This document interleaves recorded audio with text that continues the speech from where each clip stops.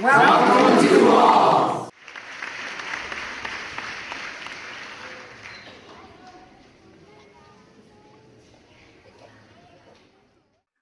Welcome to our all program this afternoon. We have Harold Case, who's been a popular presenter for all, and he will be presenting his program on Christ in Crisis. So with that, Harold, if you want to get started, we'll try to get this going.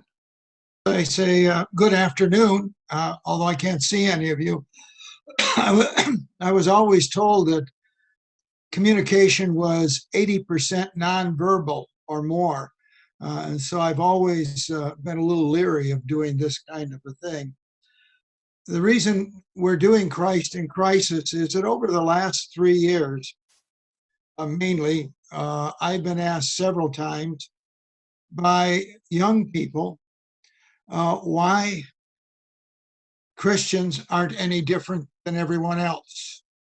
I've been approached by people, even with my own family, who said they've left the church because the church has no meaning, that Jesus doesn't say anything to them. They don't see any difference in the life of Christians than they see in anywhere else. And so I was looking for a controversial book that causes some discussion. The one that came to mind is written by an evangelical who in many ways is much more conservative than I am. And he was talking about how Christ is in crisis. And I'd like to just read an opening line. He said, "We are living through a polarizing time as a nation, with a dangerous crisis of moral and political leadership at the highest levels of our government and in our churches. We believe the soul of the nation and the integrity of faith are now at stake." And a warning, if you happen to like President Trump, you're going to find his book very, very uncomfortable. What he does is he says that we need to start listening to Jesus and to follow and answer the questions that he asks. And so I'd like to just start out by going through kind of an outline. I'm going to do a little bit of an introduction, and then Jim Wallis will do an introduction about the book. And then what I've done in a few different places, I've said online discussion. I don't know how that works on this kind of a setting, but I wanted to pause so that if people had questions or they wanted to make comments, that they were free to do so. We will be able to do that, Harold. Okay. What I'd like to do is start out with just something as a background, that when you study ethics at a seminary, 101, first thing you learn is that there are different kinds of ethical requirements. For example, apodictic law or apodictic measurement is something that is absolute, and it is a general command, and it comes from on high. An example of that would be, you shall honor your mother and father that their days might be long. Or Jesus's command that you are to love as he has loved us. Those commands are non-specific. They don't have any particular situation in mind, and they apply all of the time, and they're open to wide interpretation. Thou shalt not kill is another one. What does that mean? How is it interpreted? So an apodictic command is something that would say, well, you need to love everybody. Well, what does that mean? How do you do that in life? And then you have what is called casuistic law or case law, which is based on precedents and is usually if-then. I'll give you an example. If I were to teach my children the do not lie, I think we've all done that with our kids, our grandchildren. But then as I'm driving in a car and I pass an accident, someone is injured by the side of the road, and I'm on my way to fulfill an obligation to my daughter, I might decide that it's more important to stop by the road than it is to go on and follow through with the promise I made to my daughter. And that's the typical one, is if you were secretly hiding a Jewish neighbor and subsequently confronted by a Nazi stormtrooper who asked you where the Jews might be hiding, and you operated under the general apodictic law that you should always tell the truth, then you are caught with two different truths confront one another. One is to tell the truth, and the other is to save lives. And they come in conflict with each other. And so you have to make a decision. Do you lie or do you save lives? And of course, I think most of us hopefully would say, well, we would lie in order to save the life of the person we were hiding. And this draws us into something that is called the concept of near absolutes. And that is when two good concepts meet each other, two rights meet each other, a decision has to be made. And there are various bars that have to be crossed in order to change it.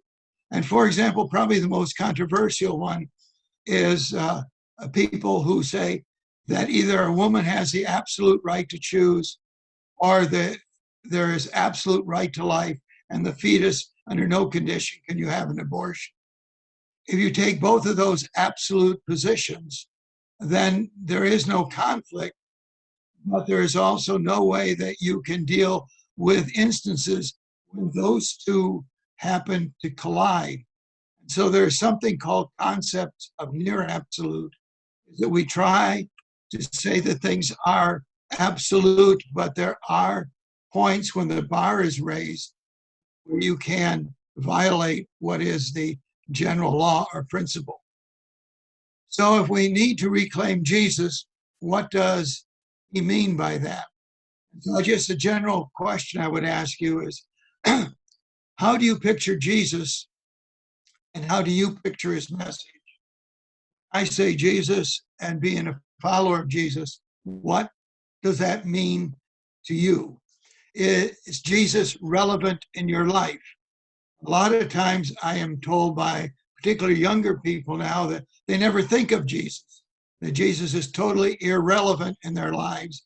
And they don't, when they're making decisions, making life decisions, they don't consider following him at all.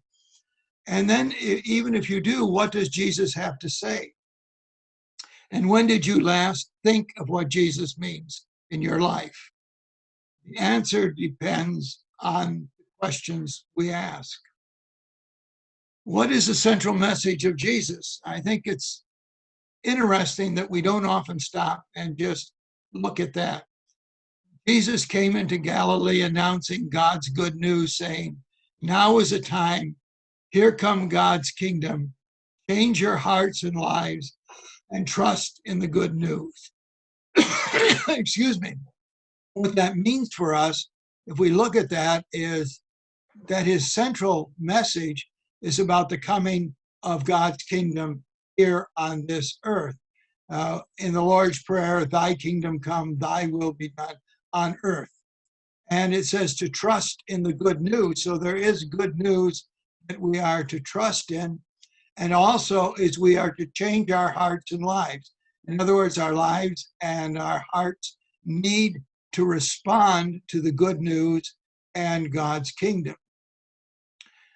And he also said in Luke, the Spirit of the Lord is upon me because the Lord has anointed me.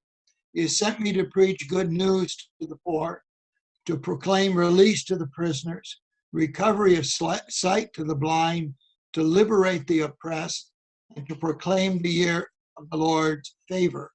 And if you look at that, you'll see again that it is the good news, it is to be proclaimed, and it is here in this world. one of the things when we look at the central message of Jesus, one of the things you find is that there's no mention of heaven. Jesus talks very, very little about heaven. It is not one of his major center parts of his message. And when you read through the Gospels, you don't see him talking much about how do I get to heaven. Yet if you go to most churches and they'll say, what is the reason you're a Christian? Why are you here? And they'll say, well, it's so I can get to heaven. And that just kind of moves you away from the central message of Jesus. And so that's very controversial, but I think it's something that has to be wrestled with. What is the central concern about Jesus? Is it about living life in this world, or is it trying to get to a life in some other world after our deaths? Now, it doesn't mean that he doesn't believe in heaven. It just means that when he's here, his central message doesn't seem to be simply a way to get to heaven. One of the questions that was mentioned to Gandhi was, what do you think of Western civilization? Gandhi is reported to have said, I think it would be a good idea. Wallis asked the same question, what do you think of Christians following Jesus? And he says the millennials answer pretty much the same. I think it would be a good idea. Religious issues are not political issues. So what is the difference between being political and having political implications? We must keep emphasizing that these are religious issues and not merely political ones. And so the question, the word there, merely, is very important. It doesn't say it doesn't have political implications, but they are simply not merely political. They're about how do we live a life that follows Jesus, and how do we live a life that is seeking to follow the will of God. What he says is that the voices, both liberal and conservative, need to speak out because the faith and moral convictions, instead of lining up based on political ideology, and he says that's the problem. One of the problems we have today is that if you are a conservative or a particular brand of conservative, that becomes the way you judge the world. Or if you're a liberal, that's the way you judge the world. And a Republican philosopher said, Trumpism is not a political philosophy. It is a purposeful effort led by a demagogue to incite ugly passions, stoke resentment and divisions, and create fear of those who are not like us. So he says there are three fundamental questions. Who is Jesus? What did Jesus say? And did he mean it? These are the questions inside and outside the boundaries of the Christian faith.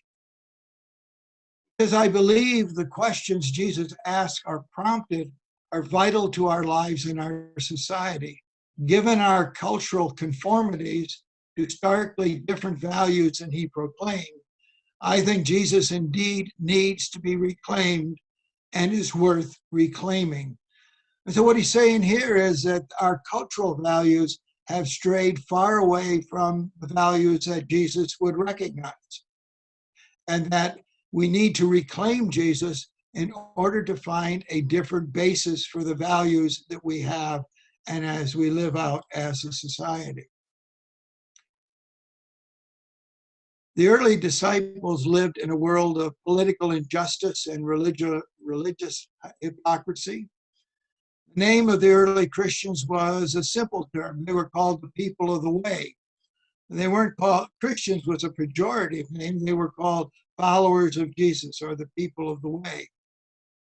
And he says at the heart of this book is the message is don't go left and don't go right, but go deeper into the understanding of who Jesus is, and to allow your values to come out following him or in dialogue with him. He says he believes that most people voted in the 2016 presidential election out of their fears rather than out of their values. Most were voting against someone, something, or some others. And so the question is, are fears and values related? And what will be our fears in the 2020 election? Now, religion has political implications, and I'd like to give you a couple of quick examples.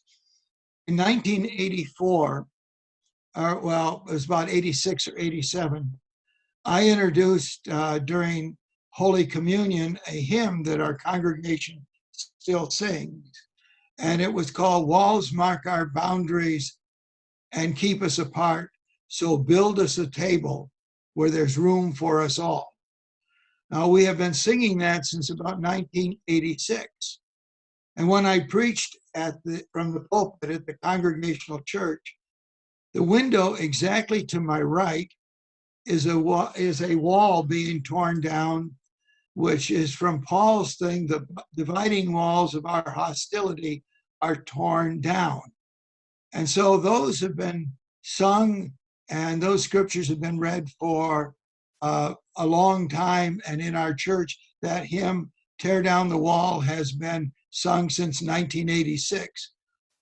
Lately, I've been accused of making a political statement by using that, because they say, well, you're singing that so that you can fight against the Trump administration and the border issues. And my answer is no, that has political implications, but tearing down the dividing walls of hostility have always been a part of the Christian faith and has always been a challenge for us. It so happens that now it has more obvious political implications. And what he says is reclaiming Jesus is not about making more Christians. It's about making Christians more genuinely human, as God made us, as Christ calls us to be. For people of faith, along with their neighbors of other faiths or no faith at all. He says that this book is meant to create a dialogue, to bring us to a point where we need to consider if we claim to follow Jesus or if we claim not to.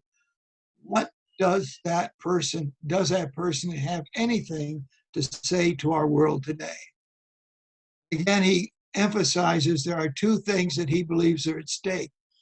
He believes the soul of our nation and the integrity of our faith.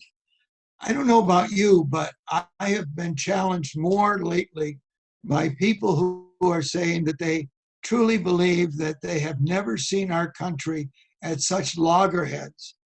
And I try to think of what it was like during the Vietnam era, when again we had a lot of conflict. But the question was, who speaks to it? When we had, I was asked a couple of months ago to speak at a gathering about the separation of children from their parents. And so what I did is I went and I looked at all major denominations, Methodist, Presbyterian, Roman Catholic, Episcopalian, United Church of Christ, Presbyterian. I went through all of the major ones, the Jewish faith, Muslim pronouncements, and I found out there was a significant unanimity among all of those church pronouncements. They were all saying that what was going on at our border, the separation from children from their parents, the building of the wall, was immoral and wrong. All of the churches were saying that. And I put together their statements, and then I asked people, did you know that your church has made a pronouncement that what's happening at our border is immoral? And they said, no, they had never heard that. And so somehow the churches are making pronouncements. They're saying things about things that are happening to us today, but they're not getting to the level of the congregation. So when I talk to pastors, I get the phrase that we're all concerned about. Well, if I said that, I'd get fired or I'd create controversy in my church. Well, I don't know of a better place to have controversy than in the church. A church, when I served for 50 years now as a minister, there have always been controversies. I've never been able not to have controversies in the church, because if you get 200 people together, they're going to have different viewpoints. And the question is, as Christians, how do you carry those out so that the conflict is constructive and not divisive? And that's the question that he asked. Here's a very powerful statement that he says. If we are truly the followers of Jesus, then our identity as Jesus followers is first before any other identity, whether it be racial, ethnic, cultural, national, class, or gender. It means belonging to a body, a beloved multiracial and international community with everything else put down the line. And his is one statement that he makes that I know among many people would cause a lot of controversy. He says it means that America first, or any other arrogated version of that phrase, is literally a heresy. And so when you say America first, you're putting America above everything else. And for Christianity, that needs to always be a heresy. He says when the operative word in the phrase white Christian is white instead of Christian, the gospel message of Jesus Christ that reconciles us to God and to each other is in great jeopardy. And that's, he calls racism America's original sin. He asked the question then, following Jesus, what does that mean? Jesus is our embodiment of God's love, God's justice, God's grace, and God's mercy, was exactly for what could bring healing and unity for our hurting lives in a frightened world. In other words, Christians should be and implement God's love, God's justice, God's grace, and God's mercy. And he says we're not doing that right now. We are being blown around by societal forces, and we're not using the resources of our faith. Unfortunately, he says, Americans' white nationalism is always present with those demons in our history and national life that lie just beneath the surface. So we ask, what about Jesus? More of us are coming to realize that reclaiming Jesus is a better pathway than devolving into increasing political polarization and ugly entertainment. And that's almost what, if you listen to particular newscasts, what it's become. Instead of being news and trying to be insightful, they become entertainment. And he says, for example, Trump's rallies are not based in any particular value. They are there to incite the crowd and to be entertainment. It is the entertainment of that day. And that means that Jesus needs to be reclaimed. Has he been silenced, stolen, and even hijacked for political purposes? The crisis is fundamentally about our choice and our choice of whether those who call themselves Christians are ready to go back to Jesus and whether such a call might be taken up by others. So that's where he begins the book, and he sees as his basic introduction. I'm finding this difficult because, like I said, I think much of communication is nonverbal, and I can't see any of you. So I'm not responding as I normally would, watching you to see how you're responding to what I'm saying. I'm just looking at a blank screen and I'm thinking to myself, this is crazy, but maybe not. So to sum up those questions, in an environment where the question of whether we will love or hate our neighbor is dangerously at stake, Jesus told us what it means to love our neighbor, which includes, according to the Jesus definition, those who are radically different from ourselves. When the number of officials' lies being told are legion, and we no longer believe in the existence of truth or of facts, Jesus says the truth will make you free. When people don't just fear the things that are reasonable to be concerned about, but are now living in a spirit of fear, Jesus repeats more than any other phrase, do not be afraid. When leadership becomes utterly defined by power and winning and losing, Jesus says leadership is about service and the watching of each other's feet. When accusations, slander, and attack become the norms of public discourse, Jesus says that those who are peacemakers, the conflict resolvers, will be called the children of God. The Caesar test is being defined by a strongman who says everything is about them. Jesus instructs his followers to render to Caesar only the limited things that belong. Wealth and power become definitions of society. Politics, Jesus' extraordinary judgment that the ultimate measure of our lives, including God's evaluation of the kings and nations, is what we have done for the least of these. And to live in an answer to these, Jesus is to become the salt and the light that societies desperately need, especially when they are in Christ. And so that's kind of the opening introduction to his book. And he says there are different kinds of responses. There are some people who can say, well, following Jesus is purely and only a private teaching that we keep private. It's not for public behavior. Or Jesus is simply irrelevant to our times. But that is hard to do for those who call themselves Christians. If God so loved the world, others will argue over how to interpret all the teachings of Jesus lifted up in this book. And then it says something that is very important. That is the very conversation we need to have. In other words, those statements Christians and churches and our society need to have.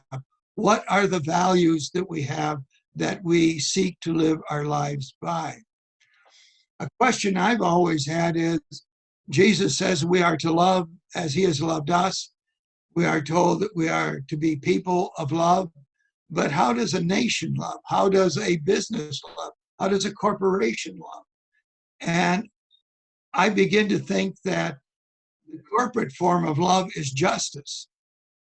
That if you truly love, then you must have justice. And if you have justice, then you have begun to put your love into concrete action. When we love our neighbor, we must have justice. So that's where I'm going to stop right now. Like I said, I can't see you. I don't know how you're reacting. I don't know how my voice is coming through. But do you have any questions? Or do you want to make, more important, do you want to make any comments?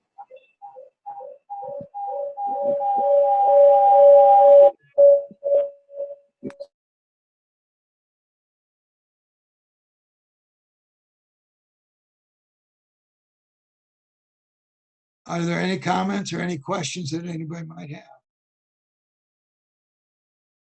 It can't be that. You're coming through pretty good, Bob. Pardon? You're coming through pretty well. Once in a while, it fades a tiny bit, but we're getting the gist of it. Okay. Well, he starts out by saying, the first question we need to ask is, who is our neighbor? And of course, that's the story of the Good Samaritan. And the person comes up to Jesus and says, wanting to justify himself. In other words, he's asking the question not so much to find out who his neighbor really is, but he's asking the question so that when Jesus answers it, he'll justify the way that he's living his life. And he asks Jesus, who is my neighbor? Well, it's a story, of course, of the Good Samaritans. And one of the basic questions we need to ask is, who are the Samaritans and what would they be like in our world today? Who will we love and who will we hate? Should we out of hand hate anyone because of group identification?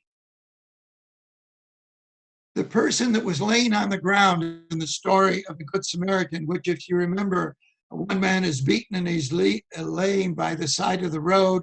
And then, of course, all the good people passing by, and a Samaritan comes by. And one thing that is probably certain is that that person laying on the ground by the side of the road would not consider the Samaritan to be a neighbor. And this is not a minor point. The Samaritans were the other group. The Samaritans were hated. They were a despised lot that people would travel all the way around Samaria so they didn't have to encounter a Samaritan. Samaritans were not good as far as the Judeans of Jesus' day were concerned. They were despised. They were a mixed race, considered half-breeds, considered foreigners to the Jewish tribe. Nobody liked them. And most tried to avoid them. They were an example that usually provoked disgust, not admiration. But Jesus chose the one who was most hated as the example of who our neighbor is. And so the question for us is, who is that neighbor? Who is that Samaritan? I remember I was doing a sermon and I was reading this story, and just for the heck of it, I read, a man was beaten laying along the Texas border, and a Mexican refugee came over, and people just gasped, because the idea of making that contemporary when it's a Samaritan way back in the distant past, it's easy to say, well, of course the Samaritan was the Good Samaritan. But who is the Good Samaritan today? Who is the person that we really, really don't like for whatever reason it may be? According to the Jesus, the test of who your neighbor is, it will be shown by how you treat someone who is different than you. It's easy to treat my neighbor if my neighbor is like me. One of the things that has been true in America for all generations is that the most separated hour of the week is Sunday morning. And it even happens, and we kind of laugh about it, when we have coffee after church. One of the things I used to always say to the people is, try to sit with somebody different. And I find myself doing the same thing. There are certain people I like, certain people I know well. And so when I go to have coffee after church, I naturally go to the people that I like and I have friendly conversation with. And when Jesus told the story of the Good Samaritan, he did it to shock the audience so that the audience and that man would go, what? The Samaritan is my neighbor? The Samaritan should not be my neighbor. The Samaritan is the one who I want to separate from myself. And so Gutierrez says, who is my neighbor? And I think this is really an interesting insight. Neighbor was the Samaritan who approached the wounded man and made him his neighbor. Neighbor is not whom I find in my path, but rather he in whose path I place myself. He whom I approach and actively seek. In other words, what he's saying is that person on the side of the road was not his neighbor until he went and sought that person out and took care of him. And not only did he take care of him, but he gave him lodging and said to the person, now when I come back, anything this may cost you, I will pay. So he went out of his way to take care of somebody who would not have probably have taken care of him. Problem, how we are so limited in our loving our neighbor by the narrow pathways of the neighbors around us. People who act like us, who talk like us, who think like us. The neighbor we need most to reach out to will only be found if we actively seek them out by deliberately placing ourselves in different pathways. I have two stories I'd like to tell about that. My son Al, who's 50-some today, we adopted him when he was 5. He was severely battered and abused. And he used to walk down the street shaking because the medications he took had all sorts of ramifications that because he's has schizophrenia and he has a personality disorder. And people would literally pass him by because he would be walking and shaking and he had that kind of an unusual look in his eyes. And what I found out was that there is a whole community in Alpena, of people who are mentally ill that are taking care of themselves. It is an amazing community. I would get calls from them when Al was much younger, and they would say to me, "Is this Mr. Case?" And I say, "Yes, it is." And they said, "Well, your son Al's having a bad day." And so I would be able to go over and talk with him or take him out. And it was amazing. This whole community that I didn't know existed was right here in Alpena. And because my life never took me there, I never encountered this whole group of mentally ill people in Alpena. And many of you may remember way back when a bunch of churches, we got together and we were trying to find a homeless shelter in Alpena. And we were looking at the Bingham School at that time, and we were looking at other options. And the biggest problem we had was people saying there is no homeless in Alpena. Well, there is homeless in Alpena. There always have been and always will be homeless in Alpena. But they're people that we don't see, that we don't come in contact with. When I retired from the first Congregational church, well, it's hard to believe, in so many years ago, what I did is I thought, well, I will run into those people all the time. Well, for a year, I'm ethically bound not to go back to the Congregational church because I'm no longer the pastor there, and I have to absent myself for at least a year. I rarely ran into any members of the congregation. I thought I'd run into them all over town, but I didn't.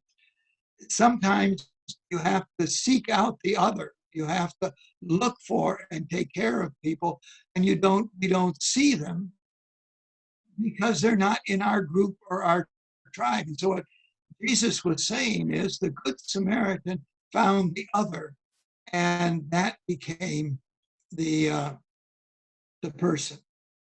And so he asked the question at the border, does Jesus or God care about what's happening at the border of the United States of America? Do they care about what's happening? Does God care? As Christians, should we care? And then he uses the two passages from the scripture.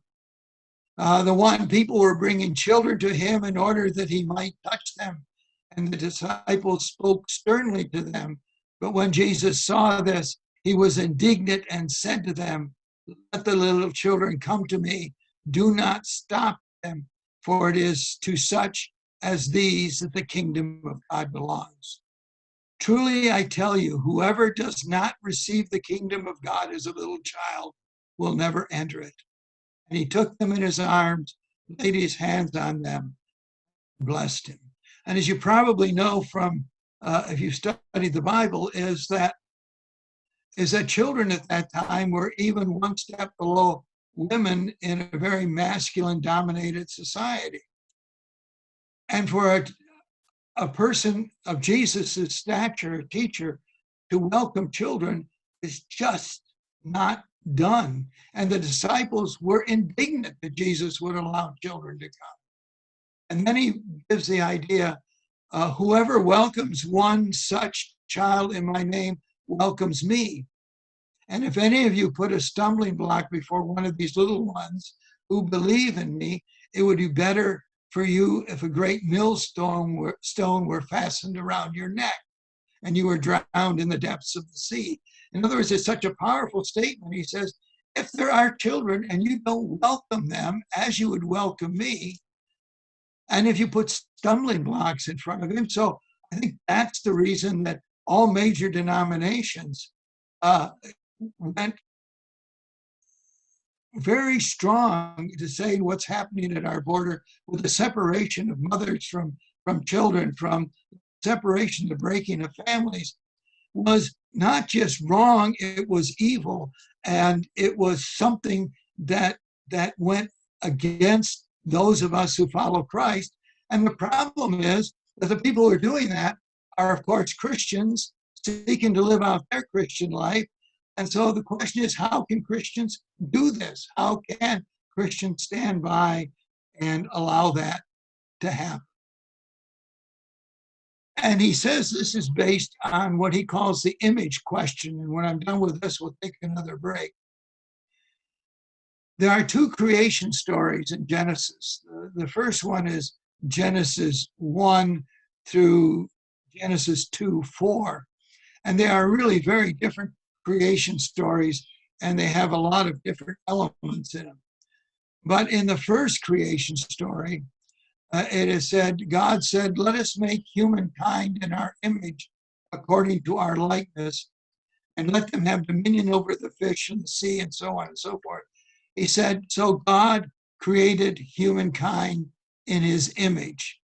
In the image of God, he created them, male and female, he created him. And so in this creation story, male and female are equal, and they are both created in the image of God, and they are image bearers. So every human being, according to Wallis, is an image bearer of God and is created to be an image bearer of God, and so therefore needs to be treated with great respect and honor. And then the question becomes, what is the image of God? What does it mean to be created in God's image and likeness? What are the implications and responsibilities of humanity's status as image bearers? This is to say that the radical love that Jesus embodies and teaches is a direct consequence of each and every person being a child of God. And Wallis goes on to say, in a very real sense, which makes us all siblings. We are all brothers and sisters. Whether you're a Christian or not a Christian, whether you're an atheist or an agnostic or a theist, whether you are Muslim, whether you are black, white, red, no matter the color of your skin, what country you belong to, we are all tied together because we are all made in the image of God. And so there is a sense then that any time we try to break the image of God, we are breaking we are rupturing the relationship we have ourselves with God. And he says, therefore, historically, when some people decide to have dominion over some other people, instead of stewardship with people over the rest of creation, it literally is a sin against God's act of creation and an overturning of God's original purpose of the world from the beginning. White supremacy. This text is a theological undermining and the biblical rebuke of not only white supremacy, but of any ethnic claim of superiority by any group.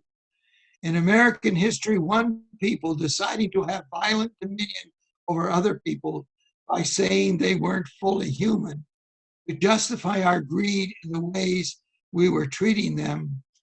And here he becomes very strong, is literally throwing away the image of God.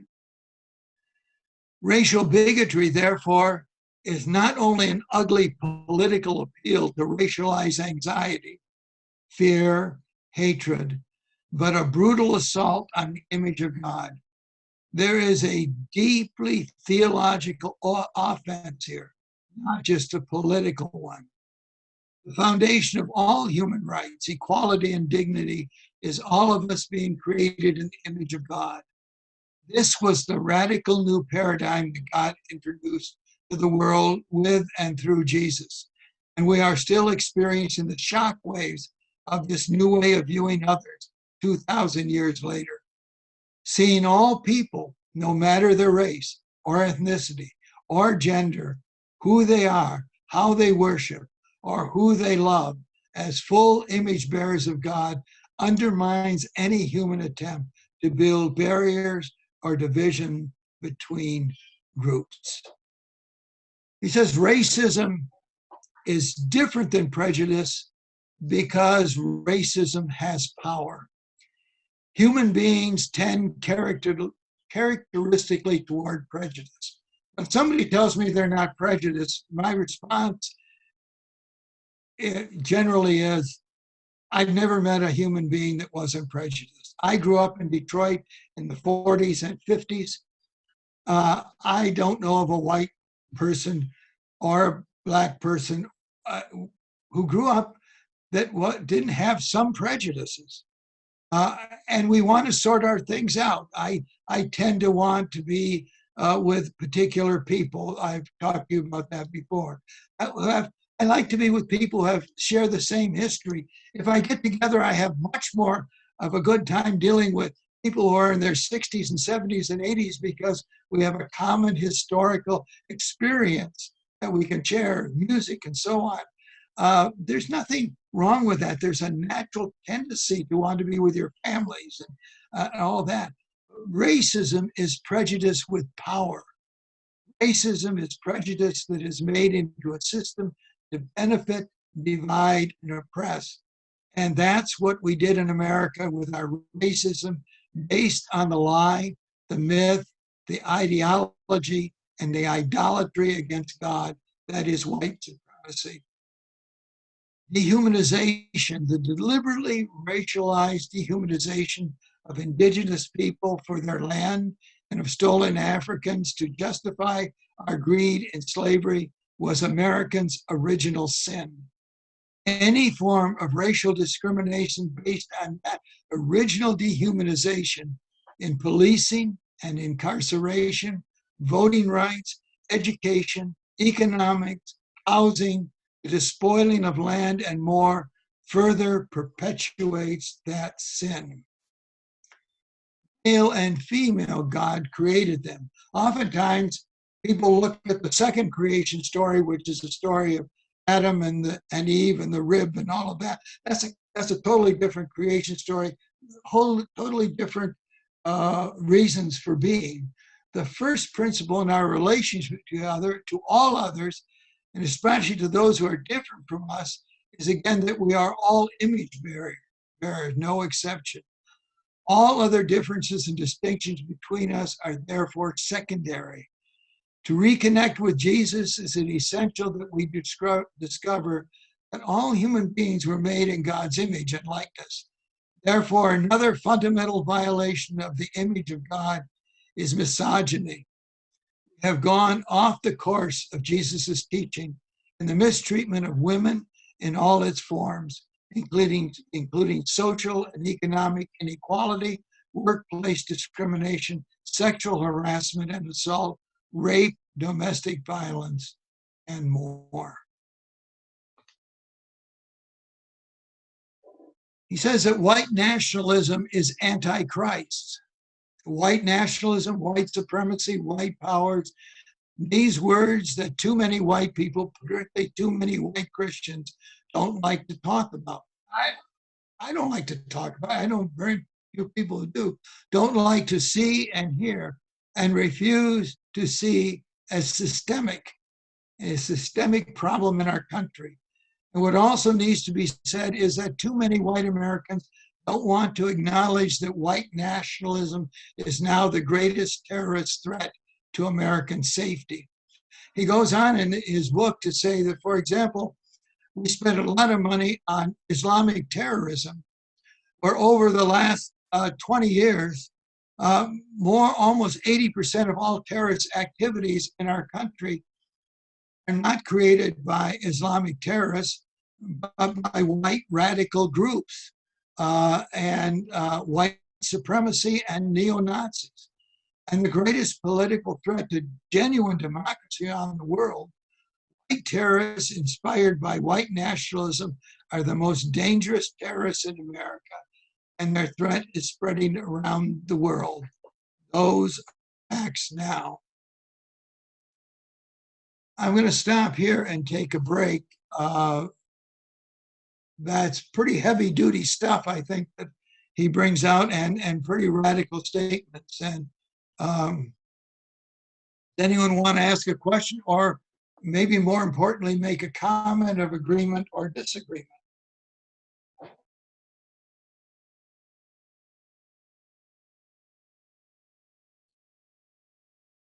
Do you know how much a pastor hates quiet? I've opened the mic so we can try this and see if anybody has a question at this point. You also have the chat function if you want to try posing a question that way. So Bob, this is Florence. Yeah. Are you going to have suggestions? I recognize this. What are we going to do about it? I'm sorry, I can't hear you. I just got your name, Florence, and then I lost you. I recognize what you're saying, but I'm asking, what can we do about it now? Well, I think that's what he's trying to raise. He's trying to say that as Christians, we need, number one, to be more clear about that. In other words, we have to condemn it. And we have to condemn it. And he says too many churches don't want the fact that if they did that, it would cause controversy. A while back, I was preaching in a church which will go nameless right now. And I was talking about some of these issues, and I raised the fact that actually people coming in from Mexico at that time, and as a couple of years ago, was actually at an all-time low. And that what we were doing, we had to look at through the eyes of a Christian perspective. And my wife said she was sitting behind a couple of couples who wanted to get up and leave the sanctuary because they didn't want to listen to that political stuff from the pulpit. And I wasn't trying to be political. I was trying to say that if we are Christian, there's a certain way we are supposed to treat each other. So the first thing is to listen. For example, the American bishops have spoken out on this, if you're Roman Catholic, very clearly about racial prejudice. But there are very few priests who mention that from the pulpit. Most major denominations have come out and made clear, sometimes very biting criticism of the United States in the West, particularly over the last 3 years. But pastors not wanting to cause problems don't say anything from the pulpit. So first thing, we have to be clear, and we have to speak the truth as we see it. The second thing is we have to put our about the mental health community here until I had my son and we began to deal with it. So I have to open my eyes. One of the things it taught me is to look and not just to see what I normally see, but to place myself in places where I might be uncomfortable. I think we could all do that. I think also as families, when we raise our children, my dad said something to me that I thought was amazing. He said, I think it was about in the early 50s, he said to me, Bob, I'm struggling with prejudice, and I hope I raise you so that you're not as prejudiced as I am. I thought that was a wonderful insight that he had, that his job was not to pass his prejudice on to me, but he knew he was prejudiced and he had to pass it on. And I think the other thing we can do is to recognize I'm prejudiced. I really got yelled at by someone who asked me, who was I really prejudiced about? And I said, when I grew up in Detroit, real prejudice wasn't necessarily against blacks, it was against Southerners. I said, the names we had for Southerners who were coming up, taking jobs in the factories. I was raised in a very blue collar section of Detroit. Everybody worked in the automotive factories. And for some reason there was in there this real sense of looking down at people from Georgia and Kentucky and Tennessee. And I still find myself, when I'm going to the South, I have to step back and say, okay, I know I'm prejudiced. I know that it somehow has been, I can push it down, but when that comes up, another one is, for example, and this is much more controversial, same-sex marriage. I have relatives who are gay and have been married. And when I see two men kissing, I get, but just because I don't feel comfortable with it does not mean that I'm right. It only means that I'm uncomfortable with it. So I have to ask myself, am I allowing that prejudice that lives in me to determine how I act? So I'm always criticizing myself and trying to say, okay, am I doing this because I'm following Christ, or am I doing this and avoiding it because I'm more comfortable if I do? I don't know if that answers that, Florence, but I think it's just in our daily living of making sure. I was very uncomfortable when I belonged to a social group, and they used to tell racial stories, jokes. And one time they said, Bob, you're not laughing. I said, because I think what you're doing is absolutely wrong. And I won't tell you what the reaction was, but I had to leave that group. But you have to speak out sometimes and say, no, what you're doing is not right. And I'm not going to let you do that in front. You can't do that all the time, I suppose, but you have to do it. Does that make sense to anybody? Yes, thank you, Bob. Bob, this is Gary. And I just got a question. Why is it we find with in church congregations that the minister, the priest, whatever, does not engage in a different type of sermon, in other words, participation by the members, the parishioners? That's what's going on in June. Just saying, I'm turning my volume up a little. Can you try that again? My question is, why is good. it, I got it. Go ahead. okay, why is it that ministers and priests don't more often use a interactive type of sermon? That's been In on. other words, get the parishioners involved. You talk about the individual sitting in front of your wife and wanting to get up and walk out. No, let's get those people involved and let them express their opinion. Let the other people in the parish express their opinion. It's hard to Larry, do. I think you're 100% right. And part of it is a control issue, I'm sure. If you go around and talk with a lot of parishioners, the one thing they don't want in their church is conflict. And you're not comfortable with them. And part of the problem with the sermon is it's not a dialogue, it's a monologue. When the Vietnam War was going strong, and I was involved with preaching, trying to struggle my way through as a seminary student, what we did is after church, I invited everybody to come over to the house, and we'd have let people enter into that kind of a dialogue.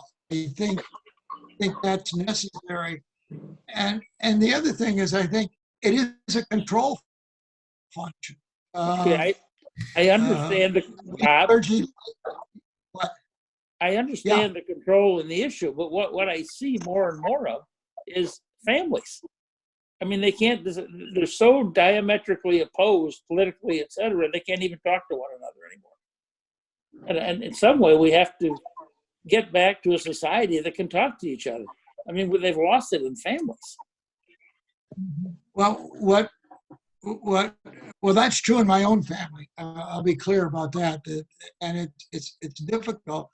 I think what Wallis is saying is, instead of coming at this as a Republican or a Democrat or whatever, is work our faith. And you are created in the image of God. We may disagree, but I have great respect for you. I'm not going to call you any names. I mean, we don't have to say it like that, but you know what we're trying to say is, okay, let's look at the Bible together. Let's look at what does Jesus mean when he tells the story of the Good Samaritan, and leave the liberal conservative dialogue and just say, I'm trying to be a Christian. I'm trying to follow Jesus. Help me understand, if I am trying to follow Jesus, what did he mean when he said this? And that's the only way I know. And there's a movement in the church and even interdenominationally and interfaith-wise, where instead of just going about talking about the issue, you start by discussing a passage from the Bible or an idea, and then work out from that, rather than by immediately saying, we get to the answer too soon. And I think that's the problem. My brother and I are very diametrically opposed on a lot of political things, but we found out that we can talk to each other if we understand that we really do love each other and we really do care, and that I'm really going to listen to him. Is that, you know, and you have to just do it. I mean, it's not and there are a lot more dialogue sermons going on now than there used to be.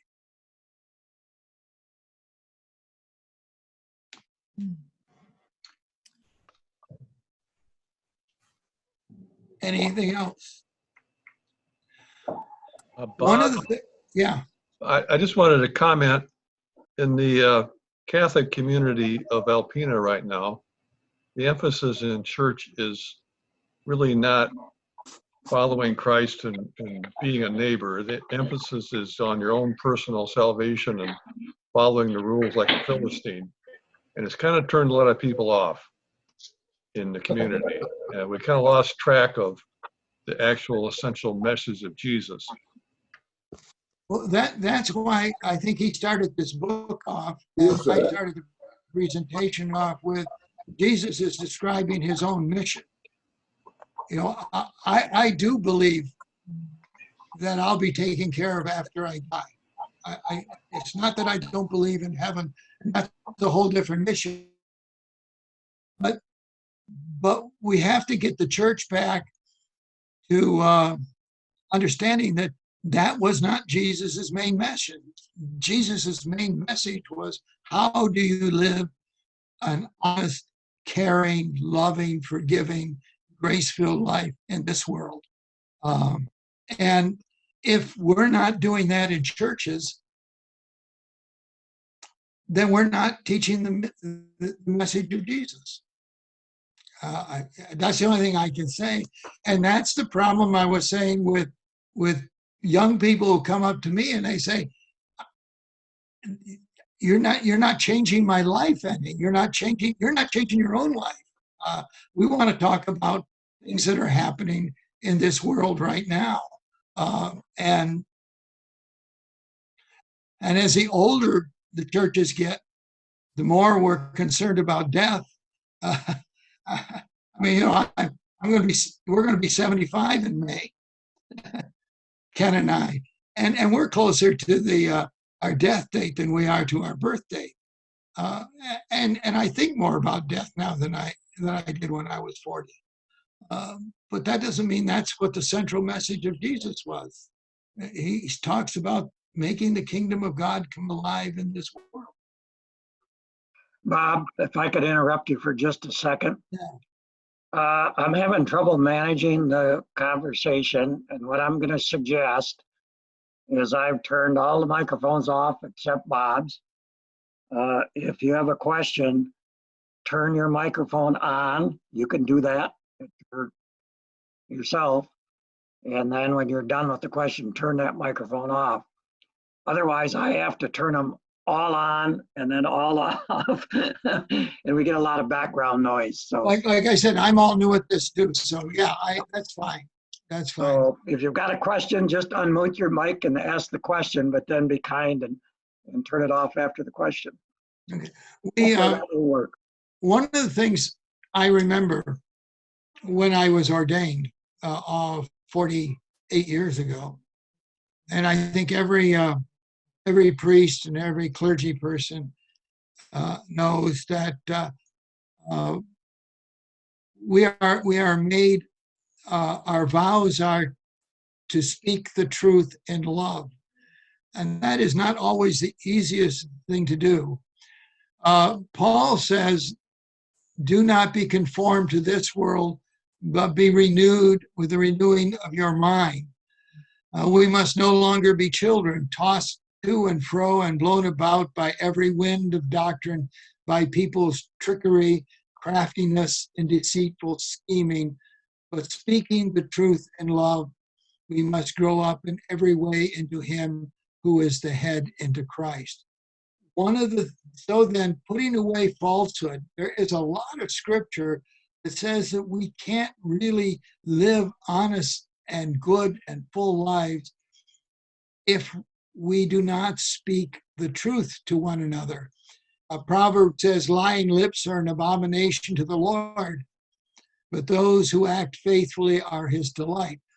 And there's a difference between lying and misspeaking. For an example I give is, if somebody had asked me 15 years ago, were all swans white? I would probably tell them, yes, all swans are white. I've never seen a black swan or green swan or red swan. So even though there are swans that aren't white, I'm not lying because I don't know that. I'm speaking the truth as I understand it. Well, one time I went to Canada to Stratford and there was a black swan. Now, if I were to say all swans are white, I would be lying. None of us, I think we all have to be humble. And it's sometimes that's very hard, but to be humble that we don't know what we don't know. And even when we think we know things, we may not. Another example I give is one time I was repairing the faucet in my kitchen. And after about 2 hours of trying, my wife decided to call the plumber. And the plumber came in and said, "Bob, don't ever fix your pipe, your water pipes again. I just don't know how to do that stuff." And we have to be willing to say, I don't know, and have. I think humility is really lacking in our society today, and the ability to be wrong and to change your mind. John's gospel, where the importance of truth is underscored 48 times in the Gospel of John. The Hebrew word, Aleph word group, is used 48 times about truth. And the word became flesh and lived among us, full of grace and truth. The law indeed was given through Moses. Grace and truth came through Jesus Christ. And one of the things I'm concerned about right now is not that just people lie, but the people around them that know that they are lying don't step up and call it, because people are living their lives by lies, and now we have gotten so accustomed to alternate facts. What in the world is alternate facts? I mean, that is just an abomination. We can be wrong. We can be wrong. But when we know we're lying and when we're changing our mind every 5 seconds, it destroys the culture. One of the things I told my kids always, and I bet you Ali Oz, all of you did the same thing. If they did something wrong, I said, lying is worse than probably what you did. Because if you lie, I don't know when to trust you. Now, there are times, like I said, where lying indeed may be the right thing to do. That doesn't mean it's not wrong. It just means that there's places where it is not clear. But when you continually lie and people around you aid and abet your lying, that's worse even than the person who's telling the lie, I think. And I think we have to, again, be clear that there is a difference between not knowing and lying. And when you are pointed out, well, there is a black swan, you say, okay, I was wrong. I'm big enough boy, I can handle that. When the Kellyanne Conway advisor told Meet the Press that the White House has alternative facts, there ought to have been people, all Republicans, Democrats, independents, say no. Alternative facts are Orwellian lies. We live in alternate realities, and that's one of the problems I think we have today. And I think Wallis says we have today. We are responsible not only for truth telling, but for truth listening. And I think that's important. It's not only that we tell the truth. One of the reasons I basically got off of Facebook was all the lies that are told on there that kept coming across my Facebook page. I said, do people really believe this stuff? And I didn't want to have to. I just got tired of looking things up to make sure I was right and finding out that. And people are doing that knowing that they're lying. I mean, for example, if President Trump, and I feel sorry for him, I really think, I'm not angry with him, I feel sorry for him. He would come out and say, yes, the Russians helped elect me, but I am the president. And we're going to do everything in the next election to make sure that that doesn't happen again. I'm sure people would understand that. But when you're encouraged to choose your own facts or what works for you, and not listen to what you don't want to hear, I think you're not responsible not only to tell the truth, you're responsible, and I think Wallis would say the same thing, to listen to the truth. As a matter of fact, in our culture today, it may be more important that people listen for the truth, because we can turn on left or right news things that tell us what we want to hear rather than tell us what the facts are. This whole thing with the COVID-19, if we'd have come clean at the very beginning and said, these are the facts, we wouldn't be, I think, in the total, I don't know, I feel sorry for my country. I just don't understand why we can't just say what is. We often talk about the need to tell the truth, but what about our obligation to hear the truth, especially in social media? What role does confirmation bias play? I fall into this one all the time. I listen to news and I say, I like that because it confirms what I already believed. Well, sometimes I have to listen to things that don't conform to what I believe and still be true. What happens if you don't call out an egregious lie? Well, people then live in alternate realities. And I think that's part of the problem we have now. and we're talking about how do we talk to one another. Part of it is we live in alternate realities because we've got alternate sets of facts. If we had a common basis in facts, we might be able to come as conservatives and liberals and moderates and all that sort, so we could come together because we have a certain goal and a certain way. And so hearing the truth is as important as telling the truth. And I think part of the problem we have today is not only people lying, but those of us, and I will include myself at least some of the time, who listen to lies and believe them. It is my responsibility, I guess, to vet those things and look at where I'm getting my news from and whether it is accurate. And if it isn't accurate, to stop listening to it. But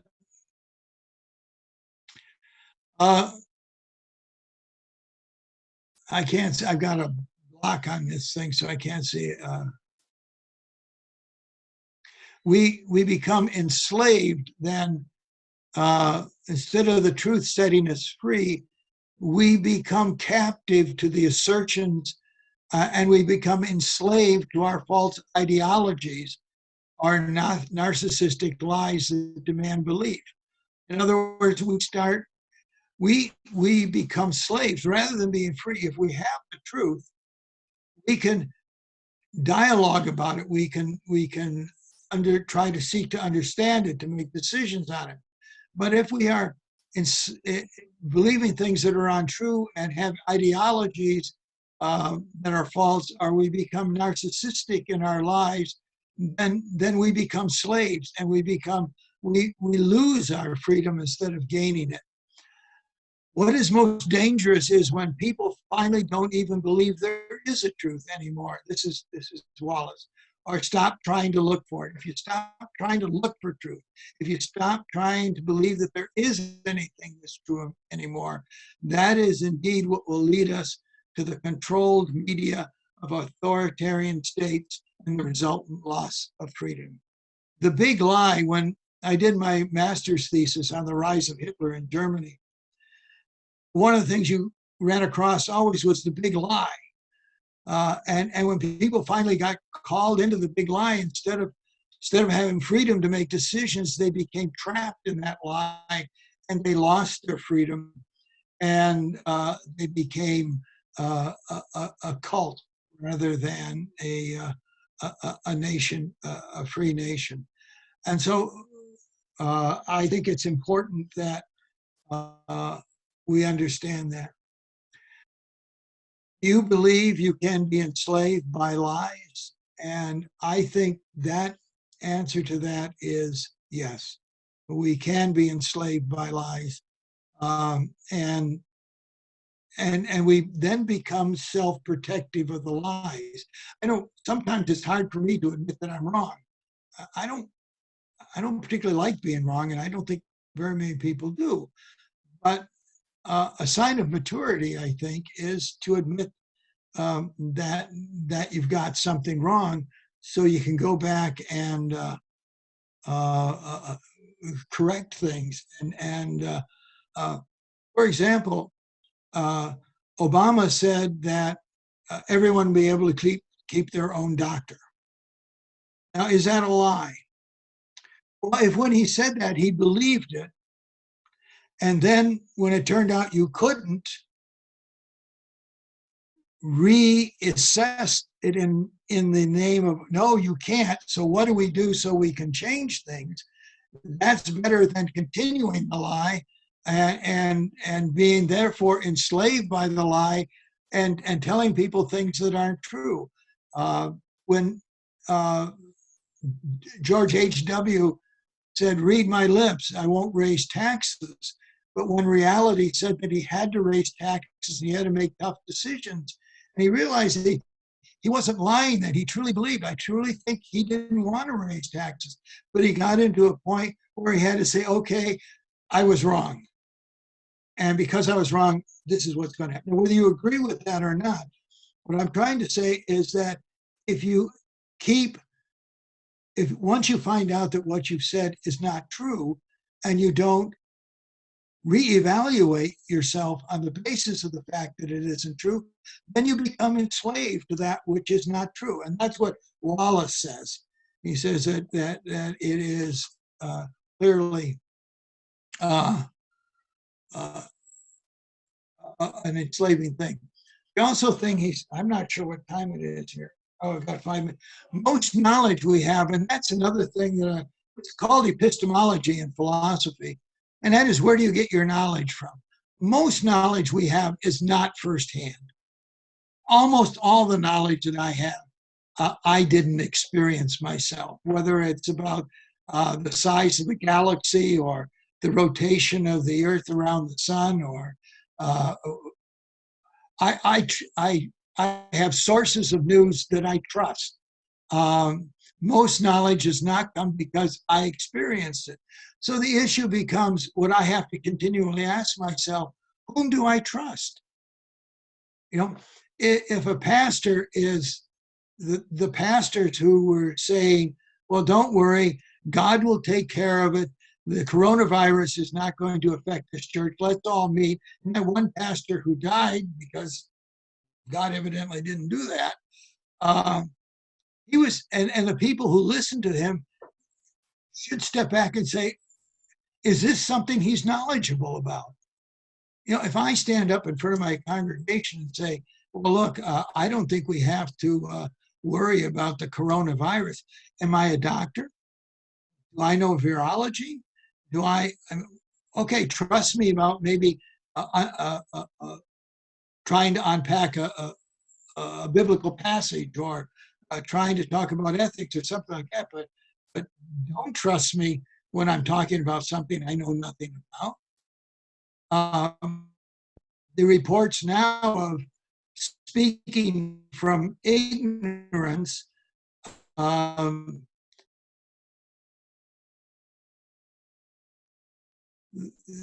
was listening to some girls with Clorox.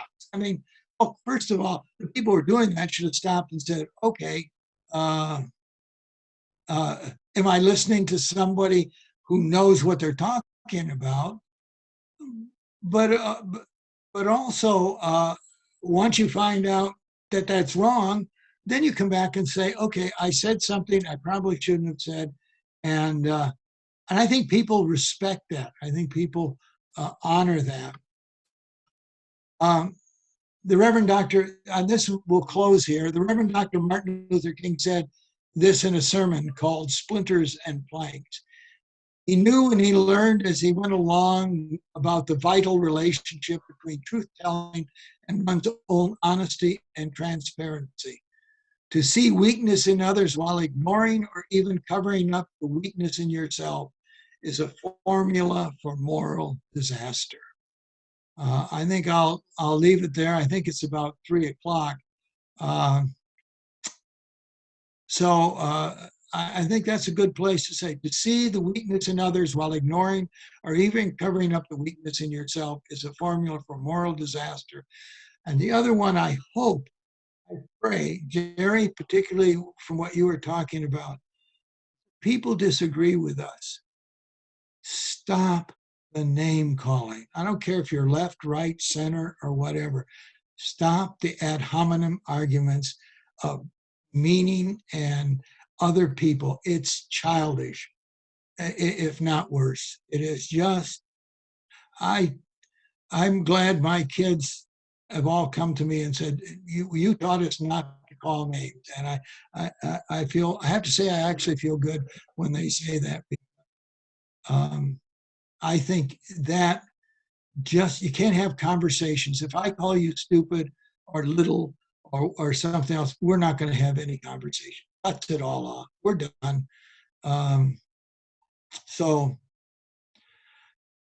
This is there's a whole lot more in this book. We probably got through 20% of it or 25%. I had 60 slides. I don't think I went through anywhere near 60 slides. This is the first time we've tried this. I hope this worked for you. Thank you. Thank you. Thanks, Bob. Amen, brother. Thank I you. thought you had a very powerful message and a very thought-provoking conversation. Very good. Thank you.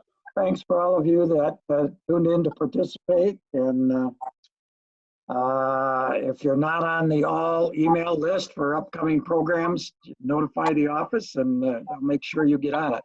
So. Okay, I would really appreciate feedback, good and bad, because I'm looking at doing one or two more of these, and I waited to put them together, see how this worked out, because I've done it before, and I'm sure there's a lot of things I can learn. So if you can get information to me through all or whatever, things that I can do to make this better, or let me know. Thanks, Bob. You're welcome. Thank you. Thank you. Thanks a lot for your help. I really appreciate it. Ron, I had no idea still don't know what we're doing actually, but Okay. thank you. Thank you all. We'll be shutting down the meeting shortly.